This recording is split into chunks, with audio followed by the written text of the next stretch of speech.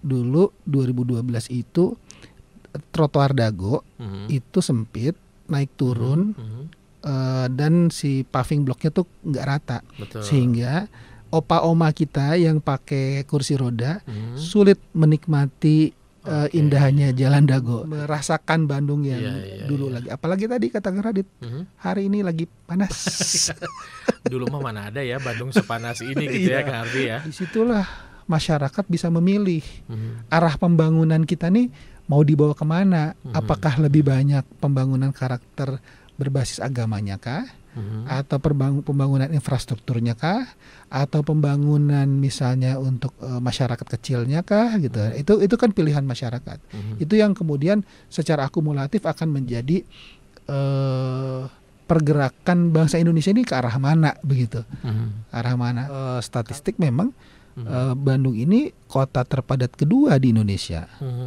Jadi kalau dibandingkan Surabaya kita lebih padat sebetulnya begitu ya. Nah, jadi artinya pemerintah kota ketika bisa menyediakan lapangan pekerjaan, maka mudah-mudahan itu secara tidak langsung juga mengurangi para individu usia kerja, usia produktif yang berkeliaran di jalan, yang ya mereka survivalnya mereka itu. Sebenarnya gini kalau saya ya ngerasa, sebetulnya sosok wali kota itu nggak harus yang paling pinter dak. Karena di Bandung itu banyak banget orang pinternya. Kalau partai politiknya bisa mendidik kader dengan baik, sebetulnya kita bisa berharap demokrasi kita lebih baik. Begitu. Prinsipnya adalah kita ingin bikin Bandung makin livable dan bikin Bandung makin lovable.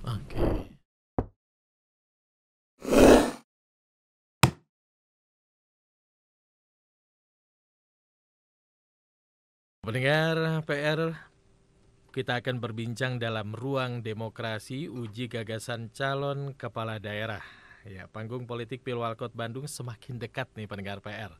Ya, muncul sebagai salah satu bakal calon wali kota Bandung. Mari kita uji gagasan Arfi Rafnialdi untuk kota Bandung, pendengar PR.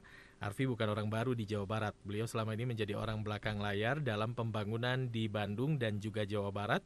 Dalam birokrasi di Bandung dan Jawa Barat, Arfi pernah berada dalam tim akselerasi pembangunan Provinsi Jawa Barat dan tim pertimbangan kebijakan publik Wali Kota Bandung. Kita sambut Kang Arfi, pendengar PR yang sudah hadir di studio PR FM. Assalamualaikum Kang Arfi. Waalaikumsalam warahmatullahi wabarakatuh. Sehat kan? Alhamdulillah kumaha damang Kang Radit. Alhamdulillah. Kumaha damang pendengar. Mudah-mudahan lancar ya kan dengerin lagi di jalan. Sore-sore mungkin mulai padat. Apalagi Jumat ya. Dan sedang panas nih cuaca. Sedang panas. Betul Kang Radit, betul. Baik, Kang Arfi, mungkin sebagian sudah banyak yang kenal ke Kang Arfi gitu ya, tapi boleh jadi ada juga yang baru bahkan mendengar nama Kang Arfi gitu, karena selama ini kan di belakang layar nih. Iya betul. Nah sekarang mari kita berkenalan dulu bersama dengan pendengar PR, silakan Kang. Iya, nih salam kenal untuk pendengar PR FM. Mungkin sudah ada yang pernah bertemu, banyak juga yang belum pernah bertemu. Jadi Kang Radit, saya ini lahir dari orang tua PNS. Bapak ibu saya lulus dari Unpad, kedokteran, lalu kemudian memilih jadi PNS di Kabupaten Tangerang. Jadi dokter puskesmas. Jadi dulu Kabupaten Tangerang itu masih masuk Jawa Barat, sekarang udah pindah nih jadi Banten. Jadi saya lahir TK, SD, SMP itu di Tangerang, kemudian pindah ke SMA 3 di Bandung tahun 93. Jadi mungkin 30 tahun yang lalu lah ya udah pindah ke sini begitu. Alhamdulillah diterima SMA 3, lalu kemudian melanjutkan S1 Teknik Sipil di ITB. S2 di MBA di ITB gitu ya. Nah, tapi sebelum masuk ke Bandung pindah SMA pun, sebetulnya setiap liburan itu kalau TK, SD, SMP itu selalu ke Bandung karena kakek nenek itu dua-duanya di Bandung. Jadi kalau dari papa itu di Geger Kalong, mungkin pendengar tahu kalau di Jalan Setiabudi ada pertigaan ke Geger Kalong Hilir. Nah, di situ kira-kira rumah nenek saya yang dari papa. Nah, kalau yang dari ibu itu di Jalan Buah Batu. Oke. Jalan Buana. Kakek nenek yang di Buah Batu sekarang makamnya di Dalam Kaum, Kang. Jadi kakek nenek di Dalam Kaum, uyut saya di Karanganyar, bisa dibilang ya orang Bandung lah Orang gitu ya. Bandung ya, Ya memang bibit-bibitnya dari memang Bandung. liburannya di Bandung dan memang ya alhamdulillah leluhurnya juga di Bandung gitu, alhamdulillah. Baik, dan itu artinya sangat mengenal Bandung. Alhamdulillah saya seneng karena punya banyak pengalaman di Bandung ya. Oke. Jadi mungkin sebagian pendengar juga ada yang pernah ngalamin di Buah Batu naik bemo gitu, saya masih ingat. Terus lalu kemudian kalau naik angkot ke Setiabudi ke Lendeng itu naik yang dari belakang gitu. Oh iya. Lalu zaman SMA kayaknya pagi-pagi itu kalau di sekitar Taman Lalu Lintas, Jalan Belitung itu kalau masuk sekolah jam 6:30 tuh kayaknya masih ada kabut gitu ya. Kebahagiaan itu yang hari ini mungkin sebagian agak berkurang begitu. Jadi mungkin anak-anak kita belum tentu merasakan Bandung yang dulu lagi. Apalagi tadi kata Kang Radit, hari ini lagi panas. Dulu mah mana ada ya Bandung sepanas ini gitu ya Kang Arfi ya. Oke, dan itu artinya juga tadi ya sisi-sisi menyenangkan tentang Bandung. Iya. Baik itu dari keramahan kotanya gitu ya, kemudian juga iklimnya gitu ya. Namun tentu saja Bandung sekarang kan berbeda dengan Bandung dulu ya. Betul. Jadi seiring berjalannya waktu, interaksi Kang Arfi juga di Bandung gitu ya. Betul. Artinya sudah mulai melihat, mengidentifikasi permasalahan-permasalahan selain yang terlihat juga terdengar begitu ya Kang ya. Betul. Baik. Nah, sekarang Kang Arfi ini kan akan maju sebagai wali kota Bandung. Sekarang kan statusnya masih balon ya. Bakal calon, betul. Bakal calon wali kota Bandung gitu ya. Nah, sebetulnya yang memotivasi Kang Arfi untuk oke, saya mau maju nih jadi wali kota Bandung. Apa Kang yang memotivasi mendorong Kang Arfi? Saya dari SMA, kuliah itu seneng berorganisasi Kang. Jadi waktu SMA jadi ketua ekskul basket SMA 3.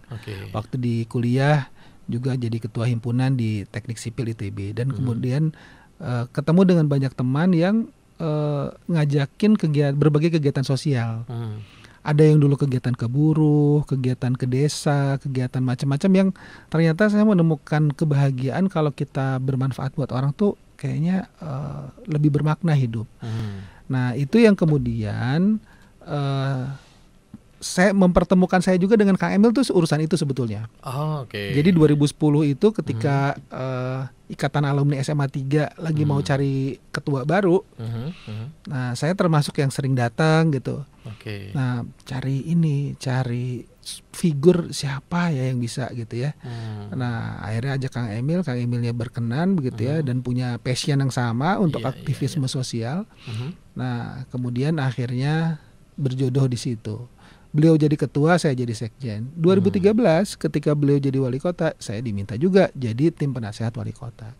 Nah disitulah kemudian berinteraksi langsung dengan kalau disebut problem agak negatif, tantangan kota, macet, banjir, apalagi infrastruktur, sampah dan lain-lain ya.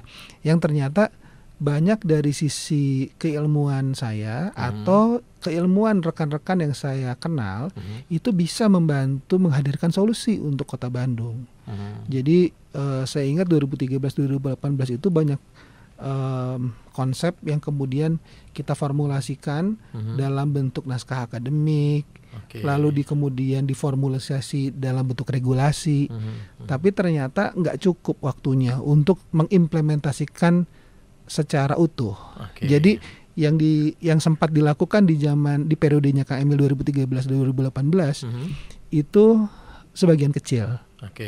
Contoh aja Kang, contoh. Ya, nah itu yang ingin kami dengar. Contoh. Jadi kalau Kang Radit ingat dulu 2012 itu trotoar Dago itu sempit, naik turun dan si paving blocknya tuh nggak rata. Sehingga opa-oma kita yang pakai kursi roda sulit menikmati indahnya Jalan Dago. Atau adik-adik kita nih pasangan muda yang baru punya anak pakai stroller susah jalan-jalan Kang. Nah itu kan sekarang lebih lebar, rata. Betul. Terus ada panduan untuk difabel begitu ya. Tunanetra Nah, ya. tapi kan kalau itu yang enak di situ, paling nyambungnya ke Braga, Asia Afrika, daerah PRFM oke lah ya. Tapi kan kalau kita ke arah timur, ke arah selatan kan belum. Betul. Jadi implementasinya belum bisa menyeluruh. Contoh lain misalnya urusan sampah juga masih banyak PR-nya begitu. Jadi ketika 2018 selesai dari Kota Bandung pindah nih, kita rombongan pindah ke Provinsi Jawa Barat begitu. Ternyata banyak hal yang tidak dilanjutkan dengan langkah yang signifikan di Kota Bandung. Bahkan kadang-kadang kita ngelihat sekarang tumpukan sampah di jalanan gitu. Mungkin pendengar juga saregsek gitu ya, samalah kita saregsek. Nah itu cenah kota wisata gitu. Nah kalau lotor gitu kan. Nah jadi kegelisahan itulah yang kemudian membulatkan tekad saya untuk ya bismillah kita maju lagi ikhtiar untuk membenahi Kota Bandung. Iya, baik. Memang kalau tadi beberapa isu yang Kang Arfi sebutkan ya, itu kan masih top of mind lah. Kalau ditanya sebutkan 1-2 kata yang begitu untuk warga masyarakat Kota Bandung khususnya ya. Begitu disebut Kota Bandung, apa yang ingin Anda sampaikan gitu ya? Ya biasanya tadi urusan sampah, kemacetan, kemudian banjir gitu ya. Iya, betul. Nah, itu kan memang ada beberapa isu yang sepertinya pergantian kepala daerah itu masih tetap menyisakan PR yang sama sebetulnya. Gitu. Iya. Nah, artinya sudah siapkah Kang Arfi dengan solusi untuk kita pengen setelah periodenya Kang Arfi nanti nih ya, kalau jadi wali kota itu udah nggak terdengar lagi tuh. Sudah siap dengan itu Kang Arfi? Iya, insya Allah. Jadi memang ada program-program besar yang harus dikerjakan dalam menyelesaikan masalah-masalah tadi. Contoh misalnya urusan sampah. Sampah ini ternyata nggak bisa dikerjain sama pemerintah kotanya aja. Ada pelibatan masyarakat juga, ada juga support dari pemerintah di atas yaitu provinsi dan pemerintah pusat. Makanya di periode kemarin terakhir ini Kang Emil di gubernur, salah satu yang disepakati adalah membuat waste to energy plant di Legok Nangka. Jadi itu adalah pengolahan sampah berbasis insenerator seingat saya begitu ya. Itu kapasitasnya 2.100 ton sampah per hari untuk mengatasi masalah sampah Kota Bandung, Kota Cimahi, Kabupaten Bandung, Bandung Barat, Sumedang. Nah, di sisi lain kalau itu kan cuma sampah dikumpulin, diangkut, dibuang, dibakar gitu. Sebetulnya ada loh cara juga yang bisa meningkatkan nilai ekonomi dari pengolahan sampah, yaitu syaratnya dilakukan pemilahan di tingkat rumah. Jadi di mana-mana ternyata Kang Radit, di negara manapun yang pengelolaan sampahnya sudah lebih canggih, ternyata memang sampahnya itu dipilah. Nah, ada yang wilahnya udah canggih lah, ada yang organiknya, kertasnya, logamnya dan lain-lain. Ya, ada sampai 5. Kita mah 2 we heula. 2 we heula. Karena 2 itu karena dari 2 itu dua-duanya jadi punya nilai ekonomi. Yang organiknya mau dikompos bisa, buat magot bisa, jadi biopori bisa, sumur resapan bisa begitu ya. Yang anorganiknya, yang plastik bisa diolah lagi, kertas bisa diolah lagi dan seterusnya begitu. Jadi sama-sama nih punya nilai ekonomi. Nah, sehingga kalaupun ada yang harus diangkut dan dibakar itu tidak 100% gitu. Itu yang betul-betul tidak bisa betul nggak bisa lah kita lah gitu level rumah ya udahlah gitu. Iya. Dan itu pasti volumenya sedikit ya. Kalau berhasil memilah itu PR-nya, itu gitu PR-nya, ya? Itu PR-nya. Memang mungkin pemerintah perlu agak cerewet sih untuk urusan itu lah. Iya. Oke. Baik, Kang Arfi ini menurut Kang Arfi begitu ya terkait dengan sosok wali kota Bandung. Apa modal yang harus dimiliki seorang wali kota Bandung gitu ya, melihat Bandung sekarang dengan tantangannya, dan apakah itu sudah ada nih dalam diri Kang Arfi nih sejauh ini nih? Nah ini saya sempat baca hasil survei. Jadi kan kalau ditanya apa sih yang dibutuhkan gitu, apa yang diinginkan oleh warga Bandung terhadap figur wali kotanya tuh kayak apa. Nah ternyata hasil survei dari lembaga Poltreking ini di bulan Mei kalau saya nggak salah gitu ya. Mhm. Yang pertama itu 29,4% diharapkan punya sifat jujur dan bersih anti korupsi. Oke, iya, betul. Yang pertama itu. Yang kedua, cerdas dan berwawasan luas 15,7%. Lalu kemudian berpengalaman 14,7%. Jadi itu sifat yang atau karakter yang paling diharapkan oleh warga ya terhadap wali kota. Ya mudah-mudahan saya susah kalau menilai diri sendiri ya, tapi apa yang selama ini kita lakukan, kita ikhtiarnya berprosesnya begitu ya. Jadi saya ingat urusan misalnya jujur dan bersih untuk anti korupsi. Jadi ketika masuk sebagai ketua harian di tim akselerasi pembangunan, waktu itu ketuanya tuh Pak Eri Riana Harja Pamekas. Oh iya. Jadi kalau jadi orang dapur Kang, itu kan informasi tentang pembangunan provinsi itu tahu semua Betul, gitu ya. betul. Nah, pertanyaannya informasi itu diketahui akan jadi untuk kepentingan pribadi golongan atau untuk kepentingan masyarakat, maka setiap orang yang diminta untuk masuk di situ itu harus tanda tangan fakta integritas. Oke, ya. Gitu ya, mudah-mudahan sih terjaga dengan baik lah, mudah-mudahan gitu ya. Karena saya ingat saya juga teman-teman di TAP alhamdulillah mengerjakan tugas-tugas dengan baik dan mudah-mudahan bisa menjaga integritasnya begitu. Oke. Iya, kalau bab cerdas berpengalaman ya sebenarnya gini kalau saya ya ngerasa sebetulnya sosok wali kota itu nggak harus yang paling pinter Oke. karena di Bandung itu banyak banget orang pinternya.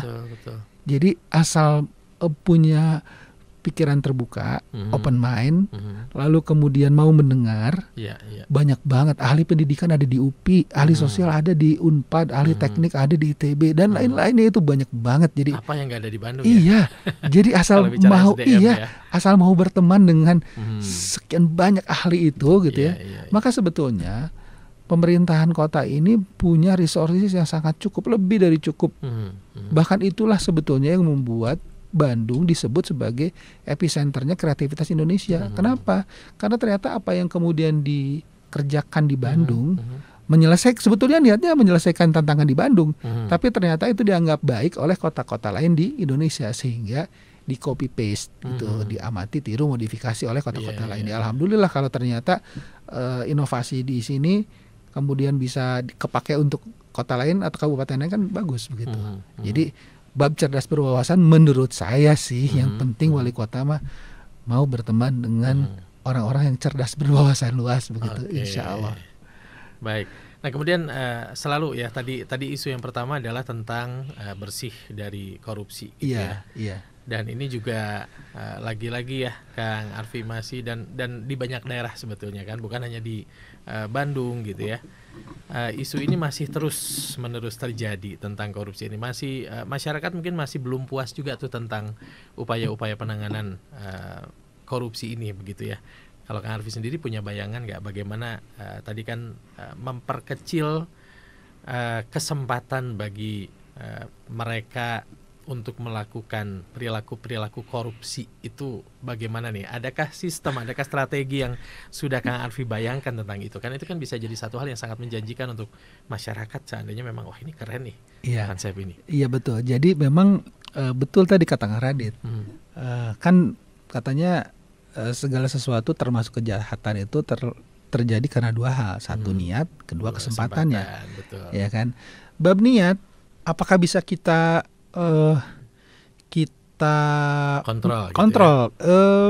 Sedikit gitu ya, artinya gini, bisa pemerintah kota tetap perlu melakukan pembinaan karakter bagi ASN agar tidak tergoda dengan kesempatan-kesempatan korupsi KKN lah begitu ya.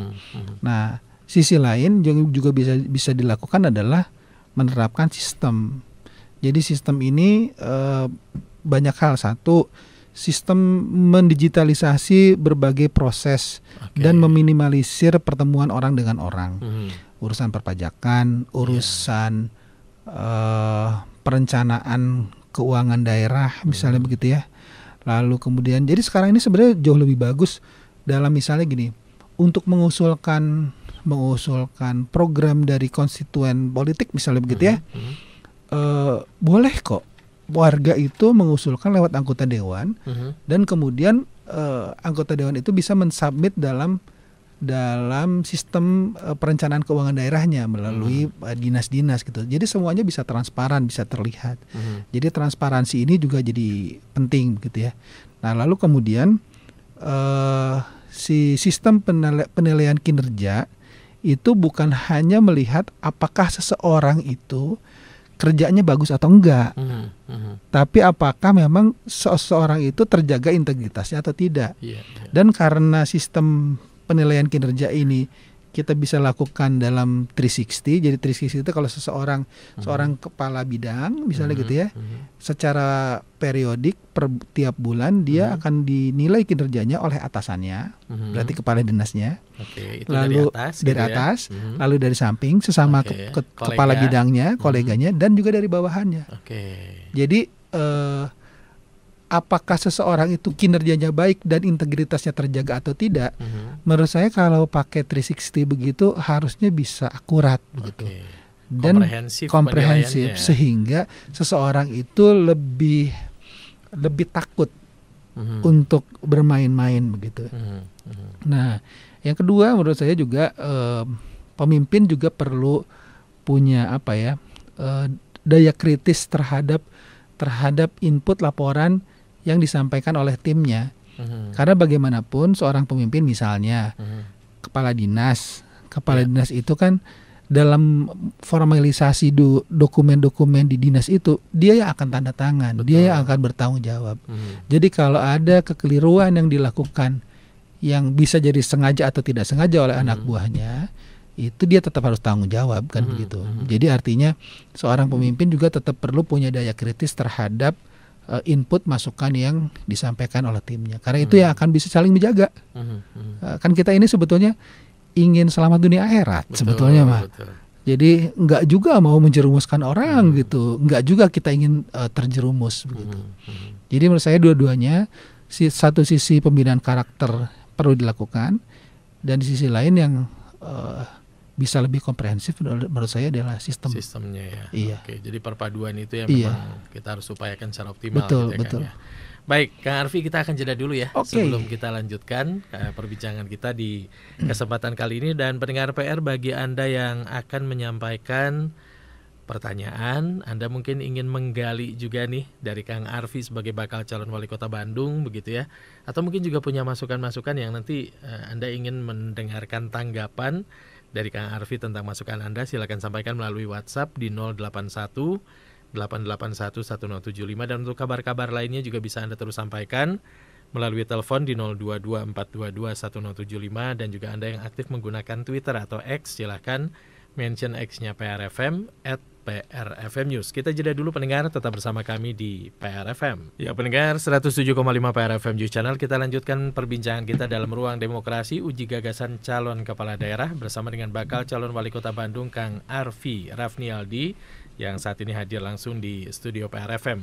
Ya, Kang Arfi maju sebagai saat ini statusnya masih bakal calon begitu ya, wali kota Bandung. Tentu kalau siap maju ini kan masyarakat ingin bahwa calon pemimpinnya ini punya visi atau gagasan yang ingin Kang Arfi bawa untuk kota Bandung, sehingga nanti masyarakat kota Bandung ini kan tidak memilih kucing dalam karung ya, Kang Arfi ya, tahu gitu ya siapa dan bagaimana misi yang dibawa untuk dan visi juga yang dibawa untuk kota Bandung menjadi lebih baik. Silakan. Betul. Jadi saya kalau ditanya nih visi misinya apa gitu ya. Nah, saya selalu bilang gini, bahwa kan tadi kota Bandung nih orang pinternya banyak. Betul. Dan salah satu yang bisa kita tingkatkan dalam kolaborasi di kota Bandung itu adalah bukan hanya kolaborasi di tingkat aksi, tapi juga di tingkat gagasan. Jadi di tahapan penggagasan tuh kita bisa kolaborasi juga. Jadi ketika ditanya oleh partai politik, karena hari ini juga sedang berikhtiar untuk mendapatkan kepercayaan selain dari Partai Golkar, Partai Demokrat juga sudah memberi surat tugas, para Partai Amanat Nasional juga memberikan surat rekomendasi, dan PSI memberikan surat tugas. Saya selalu bilang begini, visi misi yang nanti dimasukkan ke ke KPU itu diharapkan adalah hasil kolaborasi pemikiran dari kandidat dengan partai politik pengusungnya. Kandidatnya pasangan nih berdua nih ya. Nah jadi apa modalnya kalau gitu? Modal saya adalah bawa narasi nih, bawa narasi, belum jadi kalimat visi misi begitu ya. Jadi supaya ada ruang untuk diskusi. Nah apa sih sebetulnya narasi yang mau dibawa? Yang pertama dalam bayangan saya adalah tagline-nya gini, Bandung ini perlu menjadi makin livable dan lovable. Livable dan lovable, keywordsnya 2 itu. Livable itu apa sih? Livable itu urusan fungsionalisasi kota. Jadi kota ini punya fungsionalisasi untuk misalnya mobilitas orang dengan berbagai moda transportasinya, yang moda transportasi roda 4, roda 2, kendaraan umum, pejalan kaki. Nah semuanya kan ini masuk ke dalam ruang kota yang kemudian perlu berfungsi dengan baik agar urusan-urusannya kerja, ngantor, sekolah, belanja, jualan semuanya bisa terlaksana. Jadi urusannya nanti adalah bicara jalan, infrastruktur jalan, pengaturan lalu lintas, penyediaan pedestrian yang cukup dan segala macam. Juga fungsionalisasi kota terkait dengan sampah tadi misalnya ya, sampah. Kan Bandung ini sekarang penduduknya sudah hampir 2,7 juta jiwa. Dulu dirancang cuma untuk 300.000 jiwa. Jadi udah jauh banget gitu. Jadi kalau istilahnya kata orang Sunda, Bandung heureun ku tangtung teh, memang bener Kang. Dan secara statistik memang Bandung ini kota terpadat kedua di Indonesia. Jadi kalau dibandingkan Surabaya kita lebih padat sebetulnya begitu ya. Nah memang dari banyaknya orang ini banyak juga timbulan sampah. Udah gitu mah udah warga kotanya juga menghasilkan sampah. Setiap minggunya, akhir pekan terutama, kota ini begitu kuat magnetnya menarik wisatawan datang ke sini, yang datang juga memproduksi sampah. Buat kita rezeki alhamdulillah. Karena dengan adanya wisatawan terjadi perputaran ekonomi. Nah, tapi bagaimana kota fungsi kota dalam mengatasi sampah? Ini menurut saya menjadi prioritas. Jadi pertama urusan kota adalah fungsionalisasi kota.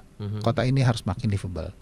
Yang kedua, selain fungsi, kalau fungsinya aja kan jadi kayak robot ya. Nah justru yang menariknya Bandung tuh kan, Bandung tuh bikin kangen ya. Dan tadi kalau tadi Kang Radit cerita di awal dan dirasakan juga pasti para pendengar, meskipun panas-panasnya Bandung, mungkin buat pendengar ini ternyata masih lebih enakan daripada kota-kota besar lain di Indonesia. Kalau kita lihat ibu kota provinsi di Indonesia, di tempat lain kan rata-rata di pinggir pantai, Kang. Jakarta, Surabaya, Medan, Semarang, Makassar, Palembang, gitu kan panas. Konsekuensinya kan panas. Memang biasanya peradaban itu di sisi pantai karena mudah mendapatkan akses ke sumber daya alam. Nah, Bandung kan enggak. Bandung mah enggak pegunungan, cekungan gitu ya. Nah, jadi memang kekuatan kita teh sumber daya manusianya gitu ya. Nah, jadi dari sini justru kemudian someahnya orang Bandung itu membuat kota ini jadi makin lovable. Jadi makanya orang selain ingin datang ke Bandung karena cuacanya enakeun, orangnya juga ramah, gitu. Jadi inilah yang kemudian menjadi narasi yang kita bawa, yang ingin kita turunkan dalam program visi misi gitu ya. Tapi prinsipnya adalah kita ingin bikin Bandung makin livable dan bikin Bandung makin lovable. Baik. Kita selingin dulu dengan pertanyaan dari pendengar PR karena tadi bicara tentang Bandung ini harus enakeun. Ini nampaknya ada warga Bandung yang sedang merasa tidak enakeun ya. Ada Kang Iwan nih. Kang Arfi Badenaros, gimana Kang Arfi menghadapi para preman di Kota Bandung yang sangat meresahkan, terutama soal parkir liar? Ini dua hal ya. Satu parkirnya, karena ini salah satu contohnya, dan premanisme di luarnya karena ada juga malam-malam itu kerasa ini oleh tim kita nih ketika pasang APK begitu ya, pasang baligo, billboard, spanduk gitu. Malam-malam tuh rada mengkhawatirkan juga begitu, ada sekelompok anak muda pakai motor gitu ya. tidak dengan perlengkapan berkendara yang lengkap, pakai helm dan yang baik, nah, itu ternyata mengkhawatirkan. Jadi ini juga yang saya dengar juga. Jadi Kang Iwan tadi ya, betul ya, Kang Iwan, soal premanisme dan parkir. Kalau parkir ini sebetulnya di sisi lain, satu sisi ini potensi pendapatan kota, Kang, potensi pendapatan kota. Jadi retribusi dari parkir sebetulnya juga masuk ke dalam kas daerah.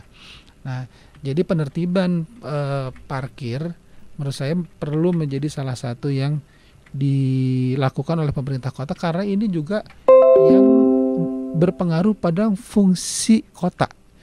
Kenapa? Karena pada jalan-jalan yang seharusnya tidak dipersempit dengan parkir di badan jalan, seringkali malah jadi terambil oleh kendaraan-kendaraan yang parkir di tempat yang tidak seharusnya. Tidak seharusnya. Betul. Kemudian dijaga anakku preman, kemudian retribusinya tidak masuk ke kas daerah, kan gitu, kira-kira ya. Betul. Jadi problemnya bertumpuk-tumpuk begitu. Okay. Jadi di situ ada fungsi pemerintah daerah dari Dinas Perhubungan, gitu ya, ada penertibannya juga. Dan menurut saya kalau kita bicara premanisme, maka ada dua pendekatannya. Satu adalah organisasi formal yang kita ajak ke Forkopimda. Di sana ada TNI Polri, gitu ya, yang bisa, apalagi kalau di Bandung dan Cimahi ya, sebetulnya betul. Institusi TNI itu banyak sekali fasilitasnya begitu. Jadi banyak personilnya yang bisa kita ajak bekerja sama. Begitu juga kepolisian begitu ya. Nah, sisi lain, katakanlah kalau yang kita sebut sebagai preman ini mungkin tergabung dalam kelompok organisasi komunitas tertentu begitu ya, yang bisa kita ajak ngobrol. Jadi kan kalau husnuzonnya begini, Kang Radit, sebetulnya mereka yang mengaturkan parkir itu memang informal tapi butuh hidup. Jadi kalau dia mendapatkan opsi alternatif lain, pekerjaan yang bisa menyambung hidupnya tanpa membuat orang jadi sulit, mudah-mudahan dia mau untuk menjalani pekerjaan yang juga buat dia tidak beresiko, lebih kecil resikonya. Karena kalau dia jadi tukang parkir liar, kan dia kena resiko juga sebetulnya, ada resikonya untuk dia gitu. Tapi saya membayangkan banyak yang mungkin kita sebut sebagai ketidakteraturan dalam kota begitu ya. Tapi sebetulnya mereka adalah warga kota yang sedang self-managing, mengatur dirinya sendiri, karena mereka harus menyambung hidup, menafkahi anak istri gitu dan keluarganya gitu. Ini yang juga terjadi dalam misalnya PKL, pasar liar dan lain-lain gitu. Pasar liar itu berarti di luar pasar yang dikelola resmi begitu ya. Pasar liar ini juga dalam tanda kutip ada premannya begitu ya. Tapi pasar liar ini memberikan layanan kepada warga untuk berbelanja di tempat yang lebih dekat daripada rumahnya, ketimbang mereka harus datang ke pasar begitu. Nah, jadi informalitas kota ini menurut saya harus dikenali oleh pemerintah kota, diakui keberadaannya, lalu kemudian kita ajak untuk sama-sama menggeser pada aspek formal supaya sama-sama dapat manfaat. Contohnya begini, kalau pedagang itu secara formal terdata aja begitu ya, maka sebetulnya karena identitasnya jelas, bisa saja kita carikan modal tambahan untuk berdagang, pinjaman yang memang kita bisa carikan, kan pinjamannya ada yang bisa pakai kolateral, harus pakai kolateral, atau yang bisa saling saling menjamin. Jadi kita bisa saya, Kang Radit, Kang Iqbal gitu ya, bertiga minjem uang ke sebuah institusi keuangan, lalu satu sama lain saling menjamin bahwa lamun satu temayar, berdua akan ikut menagihkan misalnya begitu ya. Ternyata memang itu sudah dilakukan di beberapa tempat. Nah, kalau nggak formal susah kita mendatanya. Kalau formal, maka kita punya data yang bisa dipertanggungjawabkan bahwa oh ya ini betul pedagang di situ tempatnya itu begitu ya. Nah, jadi kalau dikasih pinjaman akan dipakai untuk modal usahanya misalnya begitu. Nah, jadi pemerintah kota nggak bisa nutup mata bahwa ada sektor-sektor yang informal yang ini hidup di kota ini dan itu menjadi bagian dari kehidupan keseharian kita begitu ya. Yang di satu sisi sebetulnya dibilang bikin repot iya, tapi sisi lain mereka memudahkan juga dah orang tempat tukang parkir gitu ya. Tukang dagang pasar liar jauh gitu ya. Ya gitu. Jadi yuk kita sama-sama tata gitu. Kita coba cari jalan tengah lah intinya ya. Iya. Baik, kemudian ini ada dari 0816, sayang sekali tidak menuliskan namanya ya. 0816-4203-2 sekian. Kang Arfi, selamat siang. Kebetulan saya dengar PRFM. Jadi dengar Kang Arfi pernah jadi penasehat Pak Ridwan Kamil dan Pak Arfi begitu berpengalaman. Semangat. Oh, ini memberikan semangat. Siap. Terima kasih. Hatur nuhun. Baik, kemudian ada Kang Dani ini. Kang Arfi, bagaimana mengatasi pihak-pihak terkait dalam menangani kepadatan lalu lintas di jam-jam rawan macet, karena setiap ada kepadatan justru petugas jarang sekali mengatur dan malah diatur oleh Pak Ogah yang membuat makin padat. Baik, ini tadi terkait kepadatan lalu lintas gitu ya. Kemudian ini Kang Dani yang banyak posternya bukan? Jangan-jangan ini Kang Dani yang banyak posternya? Nggak tahu nih Kang Dani, pokoknya mah ada Kang Dani aja. Nah ini katanya rawan macet. Iya. Dan kami pun seringkali mendapatkan laporan gini, Kang, kalau ada misalnya ada kemacetan nih. Ada petugas kepolisian nggak? Ada. Yang ada Pak Ogah. Nah itu selalu begitu tuh. Nah ini bagaimana nih? Iya. Gini, kalau saya ngelihat ya adanya Pak Ogah ini tadi ya dua sisi ya. Iya. Jadi kadang-kadang di beberapa tempat sebetulnya kita kehalangan kehadirnya Pak Ogah ini. Betul. Gitu ya. Nah cuma ya kan kita nggak bisa juga kemudian nggak boleh ada sama sekali, terus mereka kerjanya apa ya gitu ya. Jadi itu makanya tadi si kota tuh nggak bisa hanya sekedar fungsionalisasinya. Betul. Kalau bicara fungsionalisasi Kang, yang beginian tutup mata Kang, udah nggak boleh ada aja gitu. Gitu ya. Gitu. Tapi kan ini juga harus ada sisi rasa kemanusiaan. Betul. Mereka sedang survive itu. Iya, itu mereka tuh lagi survive gitu. Mereka sedang menafkahi dirinya, keluarganya begitu. Ya harus dicari solusi. Jadi jawaban saya secara formal bahwa sebaiknya memang tidak ada. Semua petugas adalah sebaiknya petugas yang pertanggungjawabannya jelas, supaya mudah itu kan dilihat di lapangan itu kan berseragam. Entah itu berseragam dari kepolisian atau dari dinas perhubungan misalnya begitu. Udah itu aja yang paling gampang dilihat mah, karena warga juga nggak akan kenal dengan itu siapa begitu. Tapi seragam itu yang akan menjadi identitas para petugas begitu. Nah, tapi di sisi lain selain menghilangkan ini juga ya kita perlu memastikan jangan sampai, karena satu sisi pengangguran ini juga jadi challenge Kang. Betul. Jadi challenge ya. Jadi pengangguran yang sekitar 8% juga mungkin ya jatuhnya jadi ke situ tuh, jadi jadi perempatan, jadi tukang parkir dan segala macam gitu ya. Jadi artinya pemerintah kota ketika bisa menyediakan lapangan pekerjaan, maka mudah-mudahan itu secara tidak langsung juga mengurangi para individu usia kerja, usia produktif yang berkeliaran di jalan, yang ya mereka survivalnya mereka itu, gitu.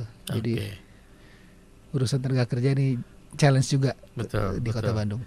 Baik, kan Kang Arfi, ini kembali ke urusan ataupun niat Kang Arfi begitu ya untuk menjadi calon atau bahkan bukan hanya jadi calon, jadi wali kota. Iya, gitu ya. Jadi wali kota Bandung. Nah, bagaimana Kang Arfi melihat peran parpol dalam pencalonan wali kota? Kemudian bagaimana juga nanti Kang Arfi menyikapi jika ada kepentingan parpol yang harus Kang Arfi bawa sebagai wali kota. Nah, kadang-kadang kan sepertinya ya kalau saya melihat dari luar nih ya, ada pakai gitu ya, ada dilema yang cukup kuat gitu ketika misalnya parpol punya pesan gitu ya untuk calon yang diusungnya, jagoan yang diusungnya, Dan bukan tidak mungkin juga pesan-pesan atau titipan-titipan itu juga mungkin dalam beberapa konteks tertentu tidak sepakat sebetulnya tuh gitu ya, sebagai yang diusung pun. Nah itu kan mungkin terjadi ya Kang Arfi ya. Iya. Nah, Kang Arfi melihat bagaimana kemungkinan itu? Jadi saya melihat gini, partai politik itu adalah pilar demokrasi yang penting. Dan di situ sebetulnya wadah pendidikan atau pengkaderan calon para pemimpin publik sebetulnya. Karena bagaimanapun para anggota DPRD di kota, kabupaten, provinsi, dan di DPR RI itu semua hasil dari partai politik. DPD yang non parpol, ya kan? Nah, jadi kalau partai politiknya bisa mendidik kader dengan baik, sebetulnya kita bisa berharap demokrasi kita lebih baik, begitu. Nah, lalu kemudian parpol punya kepentingan misalnya gitu ya. Nah, yang perlu kita lihat adalah kepentingannya kepentingan apa misalnya. Jadi parpol ini idealnya dia punya ideologi. Jadi punya mazhab pemikiran yang satu seragam kira-kira begitu ya. Yang mewarnai sebagian besar kader-kadernya. Misalnya saya cerita dari sisi saya aja karena golongan karya ya. Karena golongan karya, ya di Golkar itu mazhabnya kira-kira adalah developmentalism istilahnya. Jadi mazhab karya kekaryaan yang orientasinya adalah membangun. Nah, maka seringkali kita melihat Golkar ini mau kalah pemilu pun akan ikut pada pemenang. Kenapa? Karena memang naturalnya Golkar ini tidak mengambil posisi berlawanan atau sebagai oposisi ya. Jadi ikut dalam pembangunan gitu. Nah, itu satu contoh ideologi. Sisi lain ada juga misalnya partai yang lebih dekat dengan kelompok Islam misalnya gitu. Maka kita nggak bisa menyalahkan juga kalau misalnya aspirasi kepentingan yang paling banyak dibawa oleh partai politik itu adalah pada kelompoknya. Karena memang itu yang mewarnai pemikiran kader-kadernya begitu ya. Nah, menurut saya selama porsi kepentingan partai politik itu tidak mendominasi kepentingan publik, jadi kita tetap menempatkan kepentingan publik lebih dulu daripada kepentingan partai politik, menurut saya dua-duanya bisa diakomodir. Lalu yang kemudian adalah disitulah masyarakat bisa memilih arah pembangunan kita nih mau dibawa kemana. Apakah lebih banyak pembangunan karakter berbasis agamanya kah? Atau pembangunan infrastrukturnya kah? Atau pembangunan misalnya untuk masyarakat kecilnya kah gitu. Itu kan pilihan masyarakat. Itu yang kemudian secara akumulatif akan menjadi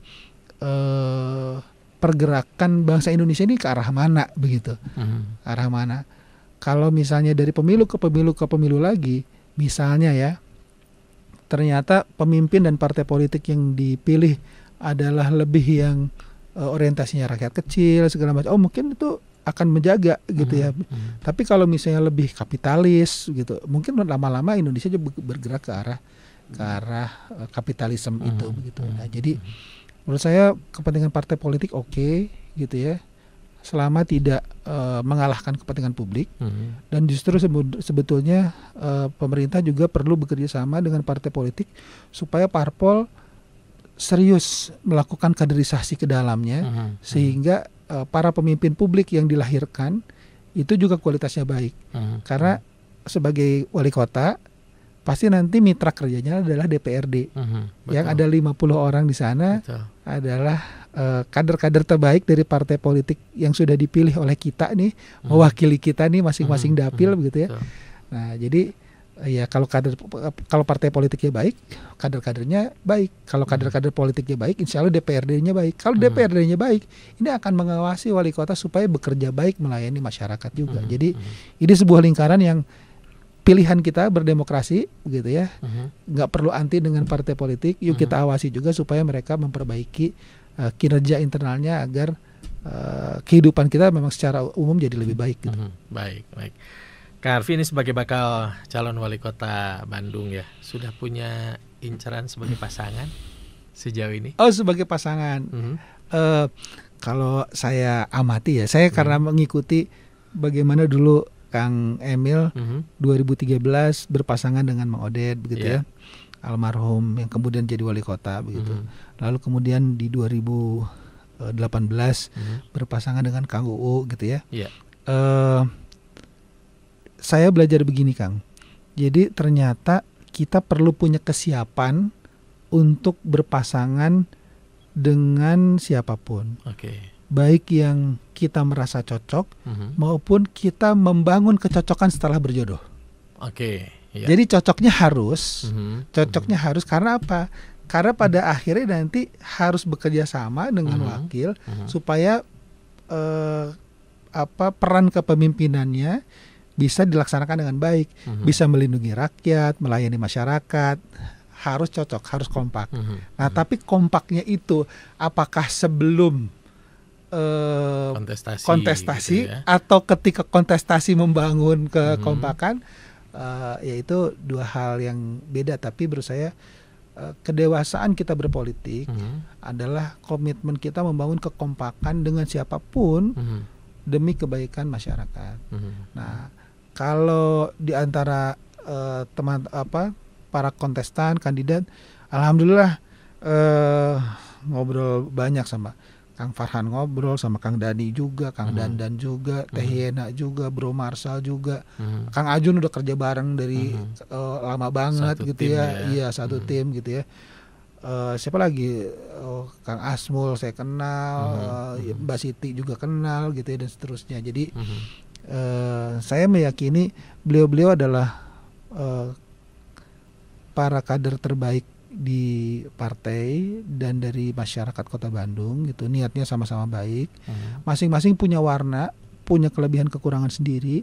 Tentu program seperti ini di PRFM ini kan jadi baik sekali untuk mengedukasi masyarakat, mengenal dengan para calon pemimpinnya, lalu memilih mana yang lebih cocok atau enggak. Jadi buat saya kayaknya gini,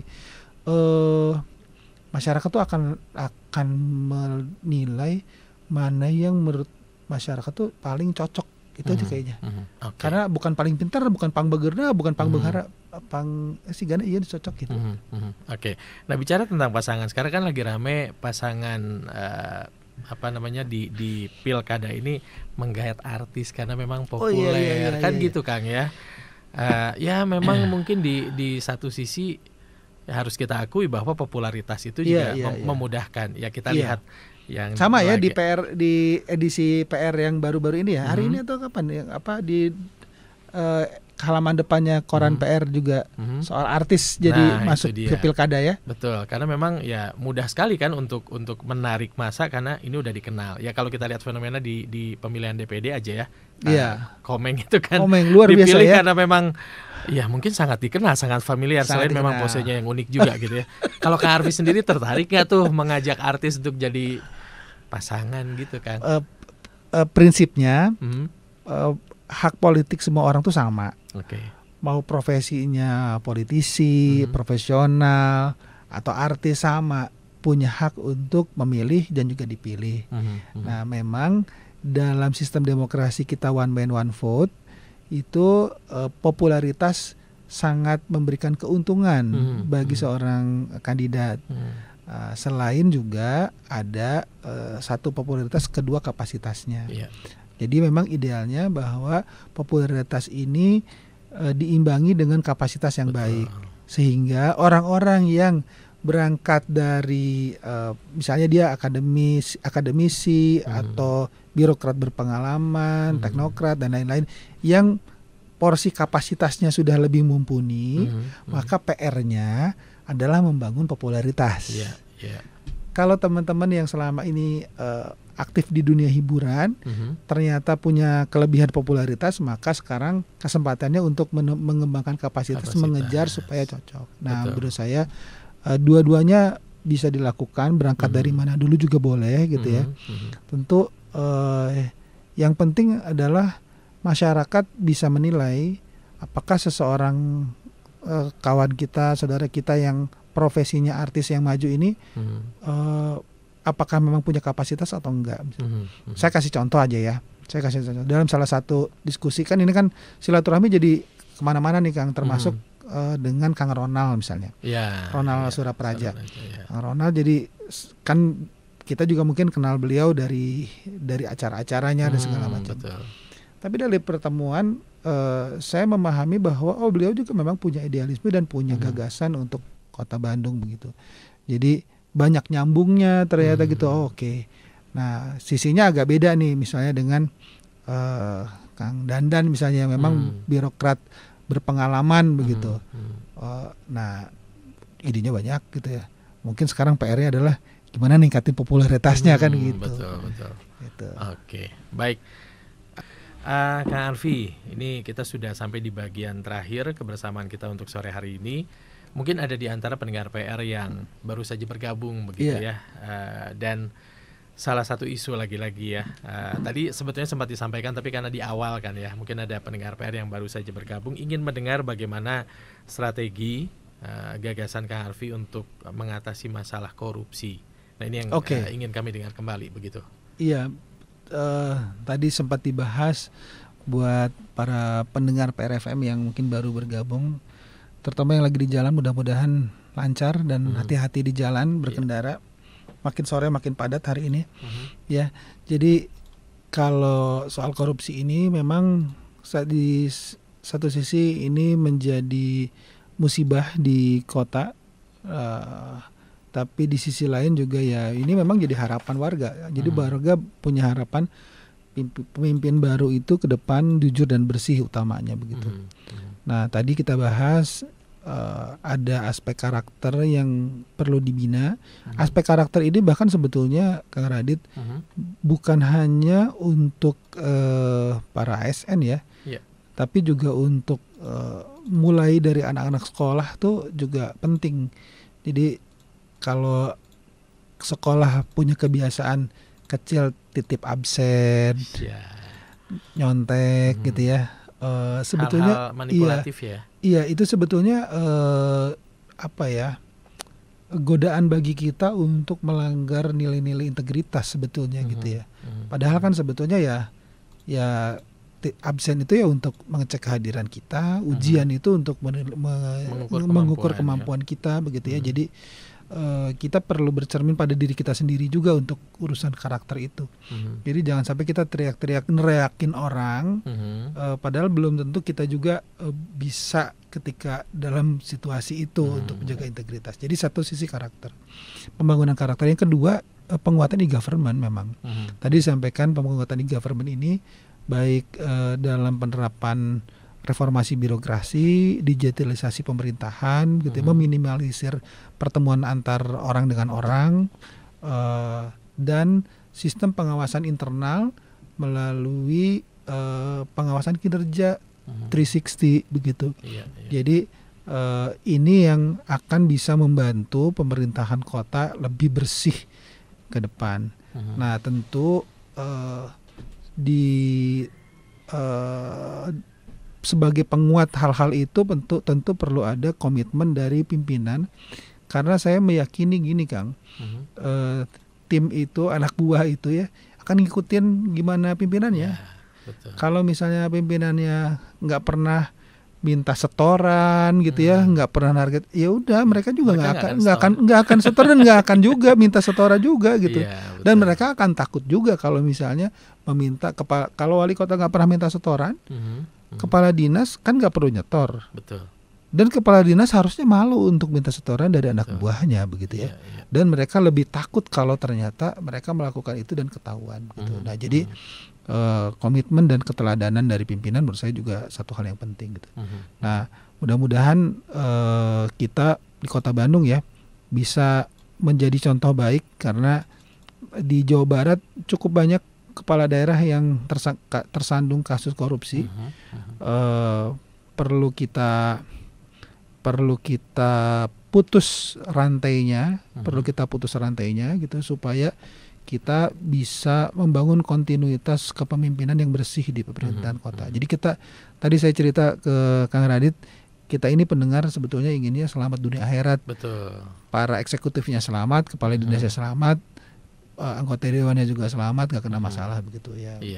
Dan gini, selain urusan kan ini tuh kalau orang teman-teman yang kena kasus ya saya lihat ya, satu mungkin memang ada yang niatnya maling, tapi di sisi lain juga ada yang tidak cermat terhadap aturan-aturan, sehingga kecerobohan ini dimanfaatkan oleh pihak-pihak lain yang memang ingin mencari keuntungan. Jadi memang akhirnya juga perlu lebih hati-hati, dan kadang-kadang godaan itu datang dari anak buah, dari tim gitu, dari bawahan.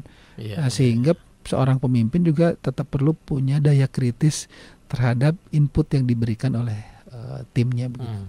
Oke, baik. Kak Arfi, terakhir ini, apa yang ingin Kak Arfi sampaikan kepada pendengar PRFM terkait dengan ikhtiar Kak Arfi untuk maju sebagai calon wali kota Bandung berikutnya? Silakan. Oke, Kang Radit, ini terima kasih banyak kesempatannya. PRFM juga, para pendengar yang masih setia mendengarkan. Saya meyakini dan saya percaya bahwa kota ini keren banget dan kota ini potensinya luar biasa.